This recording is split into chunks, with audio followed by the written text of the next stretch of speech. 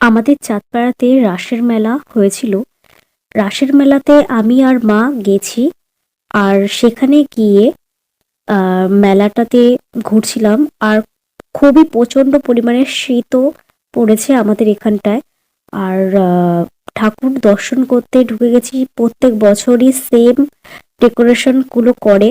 আর যাই প্রত্যেক বছর। আর আমাদের চাঁদপাড়া স্টেশনেই হয়। তারপরে ঘুরতে ঘুরতে দেখলাম ঠাকুরের বিভিন্ন রকমের আহ, ভাবে সাজিয়েছে। আর তারপরে একটু পাশেই হলো ঠাকুরের মন্দির ছিল, সেখানে গিয়ে আমি তিলক কাটলাম।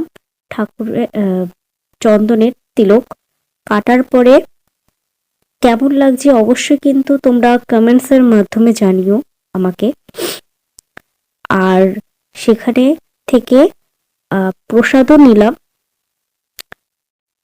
চন্দ্রমিত্র নিলাম। আর খই চিড়ে, দই চিড়ে যেটা বলে সেটাও দিয়েছিল, সেই প্রসাদটাও খেলাম, ভালো লাগছিল।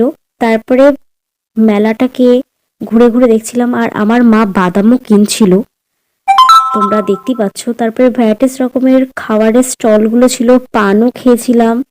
আর এখানে একটা জিনিস দেখে ভালো লাগলো, যাত্রা অনেক বছর পর হলো। আর যাত্রাটাও দেখলাম দাঁড়িয়ে দাঁড়িয়ে থেকে, খুব ভালো লাগছিল।